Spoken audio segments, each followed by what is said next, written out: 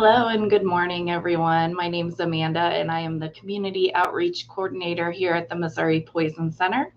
And today we're going to talk about a little bit about winter. I know here in Missouri, the temperatures are getting colder. We're starting to see the effects and feel the effects of winter just in the last couple of days. So let's talk about the top 5 winter toxins that we receive calls about here in Missouri and elsewhere. So, number one, in no particular order, are our car products. Windshield washer fluid, de-icer, things that we use to get all that frosty snow and slush off our car. It makes scraping the windshield so much easier, and we need that antifreeze to keep our car running in the winter. But what would happen if someone accidentally drank either of these products? And these sorts of exposures do occur, whether it's from a spill on the floor, from the jug, or from somebody pouring it into another container and somebody mistaken it for a different drink or beverage.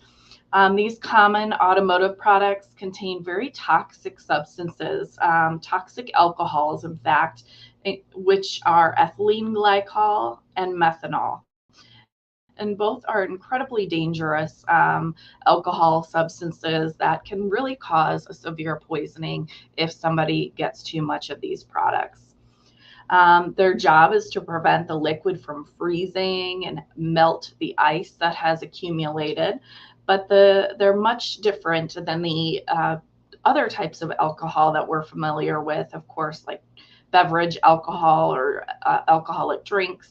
Um, and if swallowed, they're really not broken down well. And our kidneys really are the main issue, as well as drowsiness and even blindness with methanol.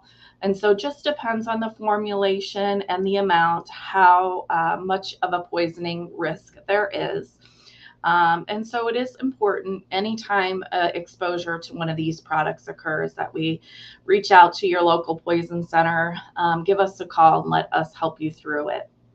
So some of the safety around this is just to make sure that the cap is resealed tightly. Most of these, especially like the antifreeze, has a child-resistant lid, almost similar to your ones that you have on your medicine bottles, and that does slow the children down. And then storing it in its original container, making sure you do not pour it into something else. Keeping it locked up away and out of sight, especially for our children and pets. And then often we will carry these products in our car, and it's best to make sure they're locked away in the trunk if we are carrying them in the car and needing to keep them in our vehicle. So even another concern would be our pets and spills. So make sure that any spills are cleaned up quickly and properly, and so that they're not able to get into that product. All right, number 2 for us is our ice melt. We haven't had to use too much of that this year here in Missouri in the St. Louis area, but we certainly probably will be in the future weeks. Often ice melt or rock salt is carried into the home on the bottom of shoes, so it's not uncommon in the entryway to have a little pile or a trail as you come in. So those are areas you want to make sure that are cleaned up. They can include regular salt like sodium chloride, or there are premium versions that contain other types of salts such as potassium chloride, calcium chloride, or magnesium chloride. And then these mixtures do reduce the risk of a poisoning as compared to the original sodium chloride, but every pellet is a concern in a significant enough amount. Certainly children can mistake this for food items, pets can get into it. And so it's important just to make sure that the bag, the container is out of reach. Sweep up any loose crystals spilled indoors or brought into the shoes. And then make sure that children know that this is not a food item, and discourage that sampling outside on sidewalks and parking lots. And then keeping it in its original container. And you'll know poison centers really advise that for a couple of reasons. One, that we know exactly what the product is, the brand of it, and sometimes the ingredients are listed on that package, and that helps us a lot when we need to find out a risk level for yourself or someone else if you do call. All right, another product that we might be using this winter are lock de-icers. These are small aerosol type containers that are designed to help with that frozen lock, especially in your car handle, car doors. They usually contain a different type of alcohol, which is isopropyl alcohol, which is similar, or actually rubbing alcohol.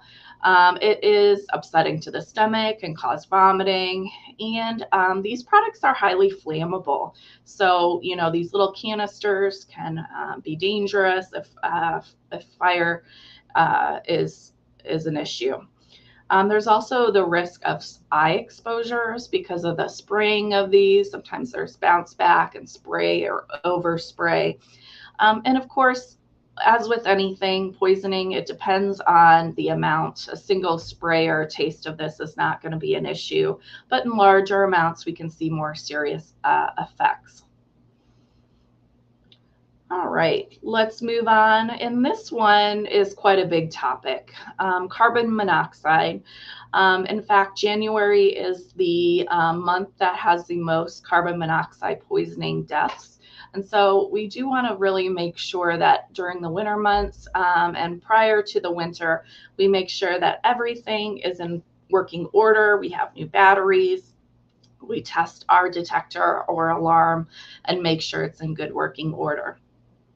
So where does carbon monoxide come from? So anything that runs on batteries or electricity, there is no risk of carbon monoxide. It is a risk when fuel is burned to make heat or to power a tool. So that fuel is not burned cleanly and the ventilation might be poor. So this might include gasoline, natural gas, propane, kerosene, coal, wood, charcoal, and tobacco can make carbon monoxide. So for example, we think about cars and furnaces, gas fireplaces, hot water heaters, portable space heaters that rely on oil or other fuel sources, stoves, non-electric, of course, engine-powered tools, charcoal grills are all sources of carbon monoxide. And so if your equipment is working properly, it's been checked, we have good ventilation, the risk of carbon monoxide is quite low. But the danger comes when that ventilation is not there, there's a leak, and that gas builds up.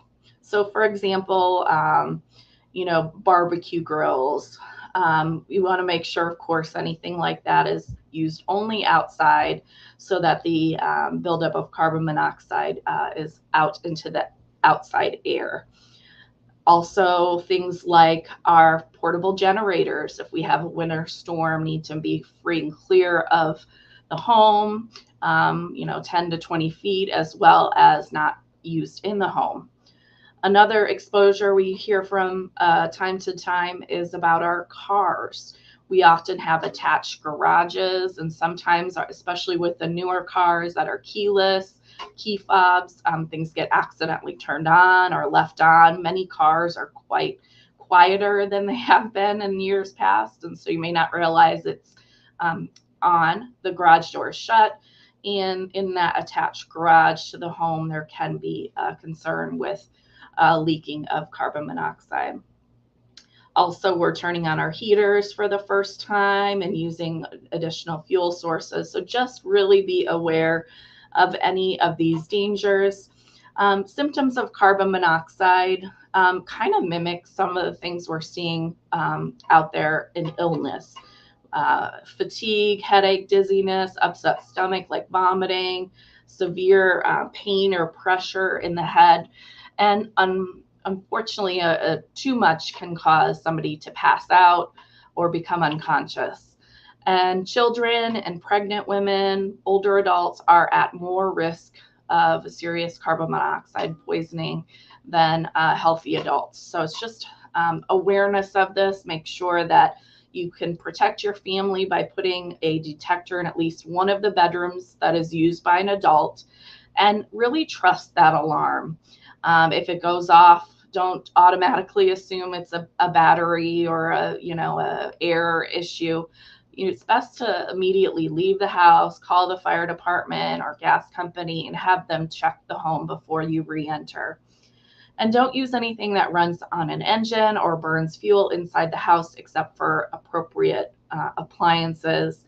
If you use a fireplace or a wood stove, make sure the flue is open and working properly so that carbon monoxide is carried out of the home through the working fireplace. And then additionally, test and make sure these detectors are in tip-top shape, they're up to date, they expire. There's different time frames for that, but it's in the 5 to 10 year. So if you have an older detector, it's best to replace it. They're quite inexpensive, and sometimes you can get them from your local fire department or other agency if you need. All right. Our last winter poison is our little hand warmers. These are so nice when you are working outside or you are out enjoying the winter weather. These little hand warmers that heat up instantly with a couple of shakes. Stick them in your gloves or in your boots for a little toasty warmth. They're very convenient, and popular brands are things like Hot Hands and other brands like you see here. It's made out of, the powder inside is made out of iron powder. It also has water and activated charcoal and other products. And these products react together when exposed to the outside air, causing this warming or heat sensation. And so often, children or even pets might find these and chew on them. There is iron, as I mentioned, in it, although the amount in there and the risk of toxicity is low. It's not expected from small exposures. If someone were to be poisoned by iron, it would mostly result in significant vomiting, abdominal pain, and other symptoms. So again, just awareness that these can puncture easily and children and pets can get into them. All right, so we ran down to the top 5 winter poisons. We've got our car products, we've got our de-icers, our hot hands, or our little packets for warmth. We've got carbon monoxide. And so many of the things that we have for winter weather or other things can be a danger. So it's best to just be aware of that, educate yourself, and to call if you have any questions.